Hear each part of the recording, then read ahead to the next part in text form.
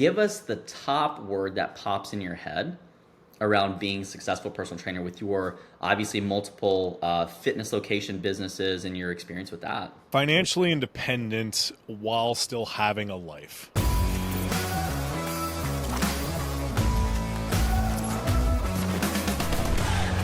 Welcome back to Beyond the Pump, where we talk about the business of fitness and nutrition coaching. On today's episode, we are talking about how not to fall behind in 2025.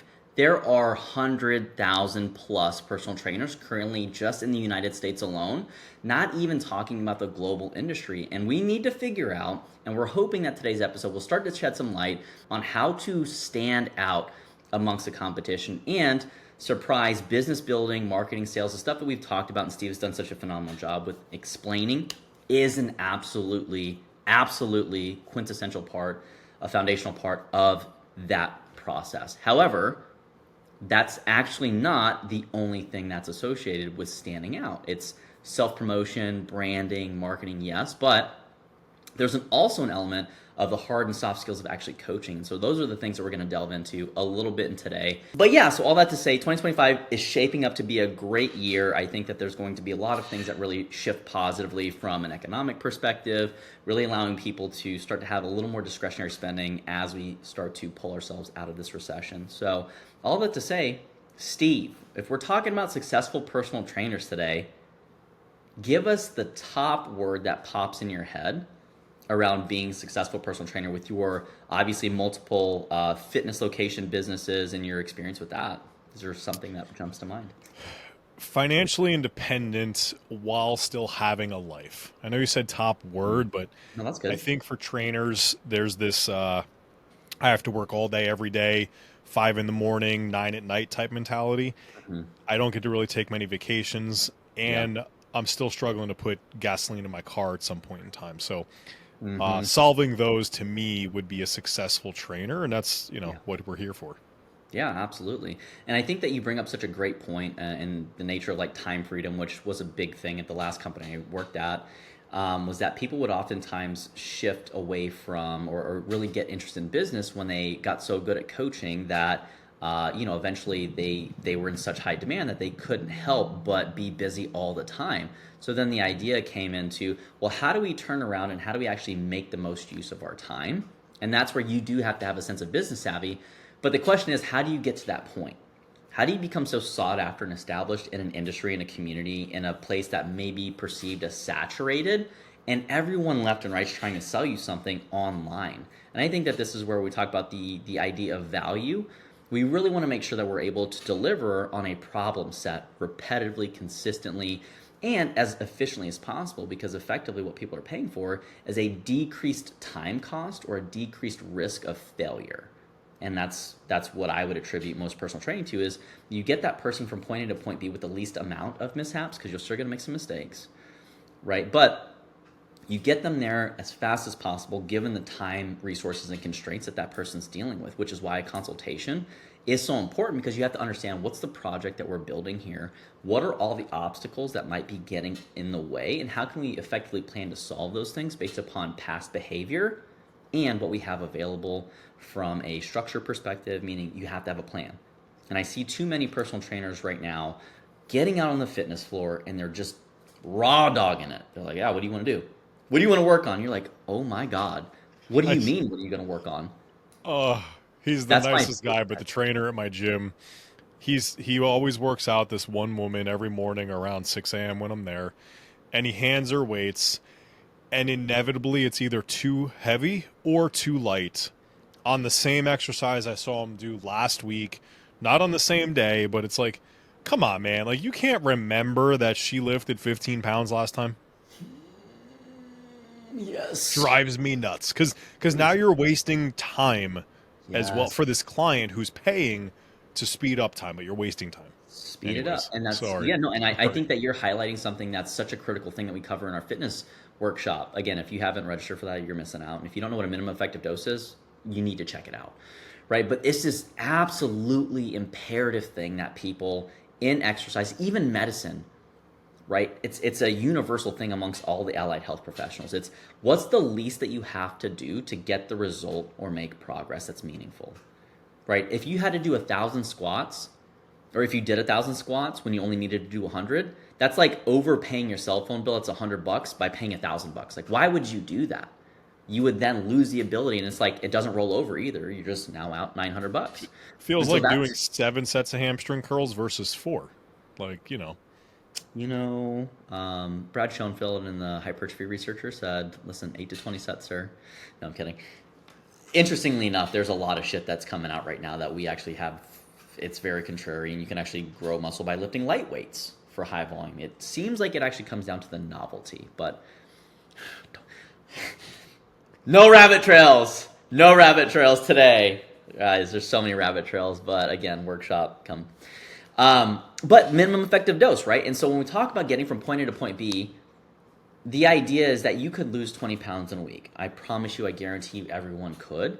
Is it going to be the thing that helps you keep that 20 pounds off so that you don't have to continuously engage in the cycle of loss, regain, loss, regain, loss, regain, which, by the way, every time you lose weight and you rapidly regain it without any clear reverse dieting protocols or without any kind of consistent backing out of that protocol, you actually increase your fat cell count, right? So you actually make yourself a little bit fatter and you lose lean body mass. And so the faster you lose weight, the more muscle tissue you lose. But all that to say, you need to be able to have a long-term plan in place to go from point A to point B.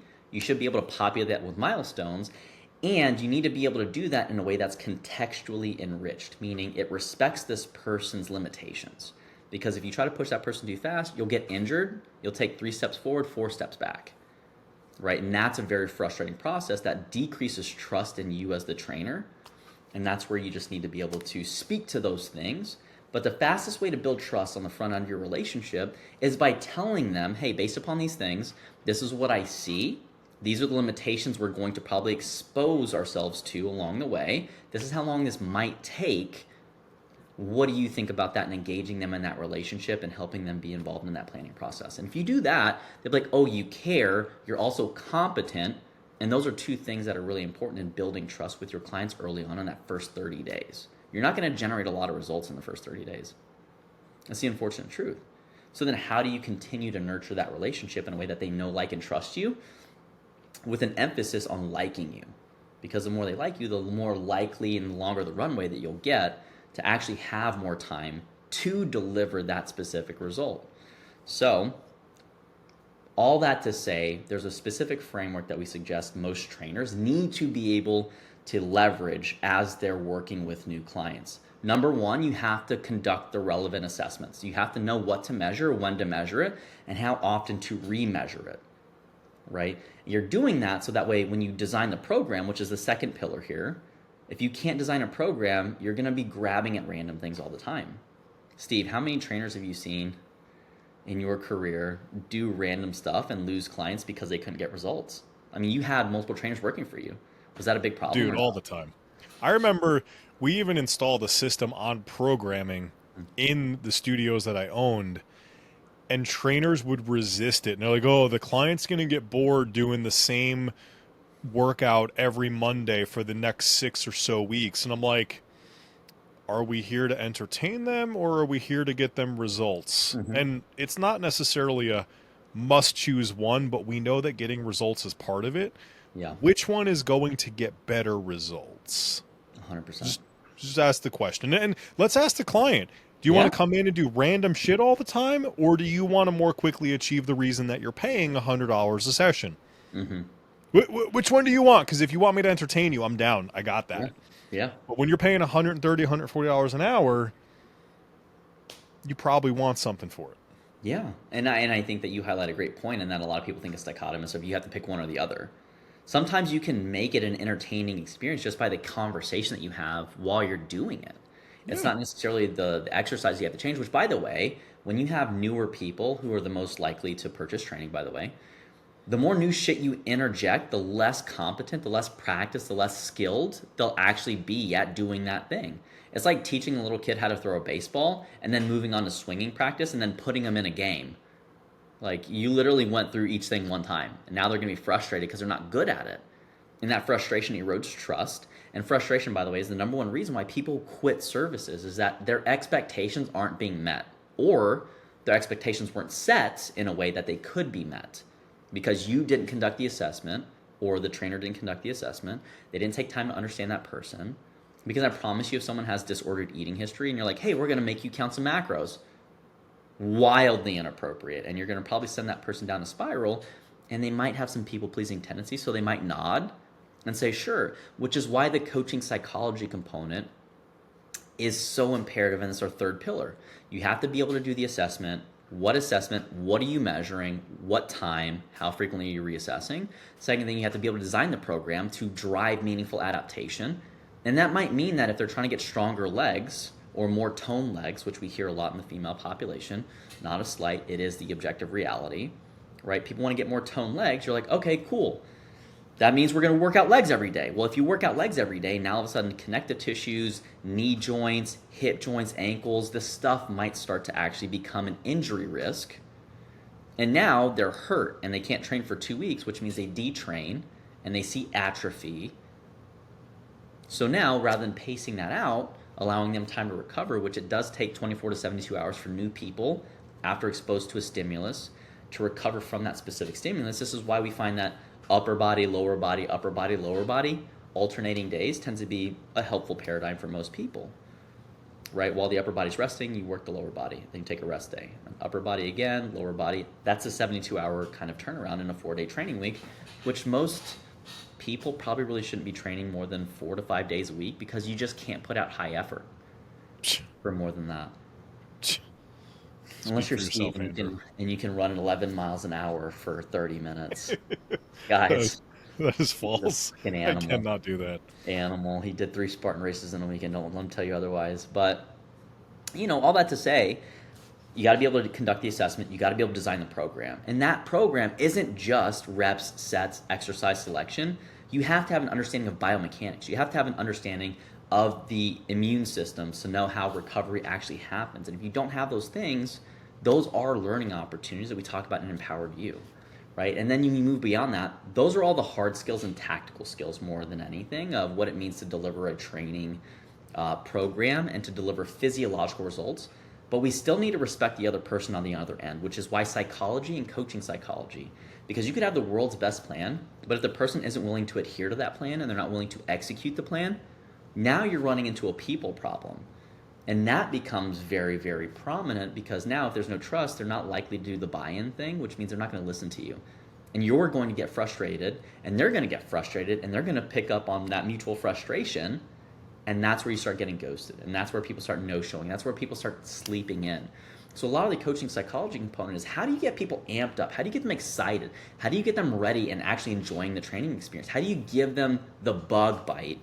Or how do you get them bitten by the bug that gets them to want to actually weight train or do the conditioning or do whatever's relevant for the thing that they have to do? Because, by the way, not everyone needs to do cardio, although from a general health perspective, it makes sense. Not everyone needs to lift weights all the time, right? Not everyone needs to count their macros. Not everyone needs to do intermittent fasting. So then how do you know what to implement? And a large component of that is what is the other person's preferences?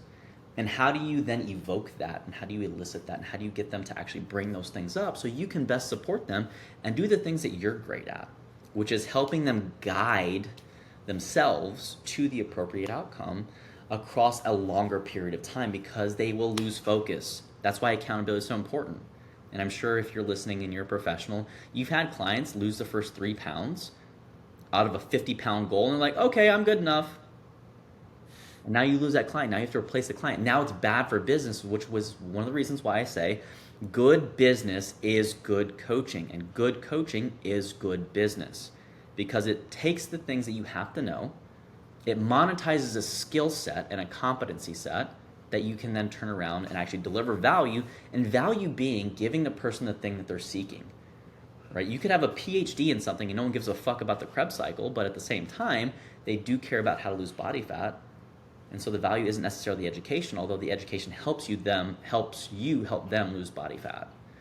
So then obviously we lean into the last pillar. So we've talked about assessment, program design, coaching psychology, right? And you can assess nutrition, you can assess fitness, you can assess strength, you can assess cardiovascular. There's so many different assessments. These are just the bigger umbrellas that these things sit underneath, just to provide that clarity. Assessment, program design, coaching psychology, ethical business building. right? Because you can make a dollar doing anything, right, Steve? Why are you asking me that one? I don't know. I just wanted to redirect that real quick, Got it. like a pressure pot. Yes. But yeah, Yes.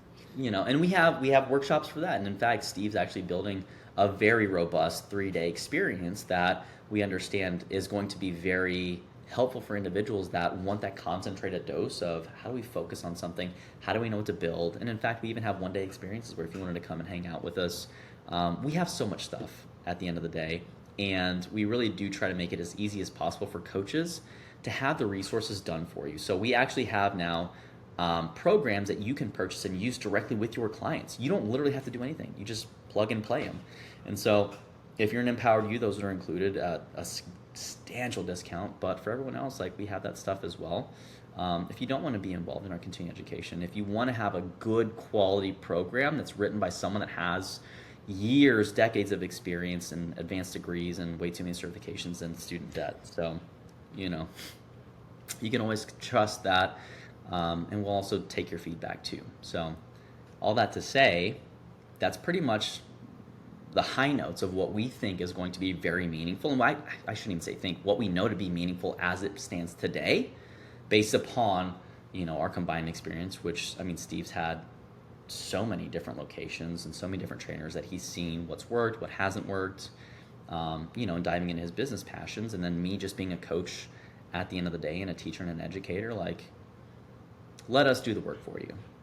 So, all that to say, Steve, what would you like to contribute as we wrap up here on what makes a person likely to be successful in 2025 as a coach or fitness trainer? I'm thinking about that coach right now that isn't where they want to be. You're brand new and you got a road ahead of you. You've been coaching for some years and you're not financially time free, whatever it is. And in 20 minutes, we just broke down, less than 20 minutes, we broke down the 4 big components to being successful. Mm-hmm. And I know, or at least I feel as though your thought process is something along the lines of, it's not that easy. It is that easy. You just have to show up and consistently do those things at a high level and build enough momentum, and eventually you will get there. Yeah. Getting clients, yeah, it's an art, it's a skill. Coaching clients, it's an art and a skill. Mm-hmm. Keeping clients for a long period of time is an art and a skill. And having a successful coaching business is an art and a skill. Mm-hmm. Being a trainer, going to the gym, and not having to be there 15, 16 hours a day to coach 4 clients is an art and a skill. Oh my God. I've been there. I remember waking up at 4:15 to open the gym for 5 o'clock doors open. And I remember just going like, I'd rather just go nap in the office than drive home because I only have 90 minutes and I have to be back here. And it's like, I look back at those days and you did 5 or 6 sessions over 14, 15 hours. Like, yeah. I've been there. Ridiculous. Like it sucked, but it's what allows us to be guides and do this thing. And I opened my first gym. I slept in the office on a whatever it was, cheap folding ottoman from I think IKEA. Monday through Thursday night. So Monday to Friday, I didn't go home. And home, mind you, was like 7-8 minutes away. It wasn't far. But I was so tired that the extra 15 minutes of drive time, plus anything that could happen in between, wasn't worth it for me, that I would just sleep literally in the office. Now, I never regret that experience, but for a year of my life, I basically didn't do anything else other than work. Yeah. And I was still broke and poor. So this is coming at you from experience. It is that easy. I know we simplify it. There are key steps in each of those. And when we tell you things like empowered or coming to an event, these are the places where we get to spend time in person, hands-on, learning what all of those actual steps underneath that big umbrella are. But listening here, learning, doing some research on the internet. Like, you have access if you're listening to us. I know that. So It is that easy.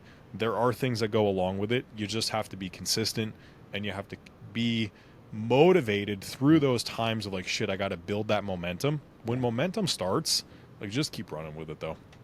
Yep. But outside of that, nothing else valuable to add other than a quick like, hey, you can make it happen. There's 100,000 of you or so out there that are not necessarily where you want to be. Some of you are 2 to 3% maybe, Mm, but you know, not everybody's out there making $135,000 a year, and that's what one of our core kind of piece of our mission really is.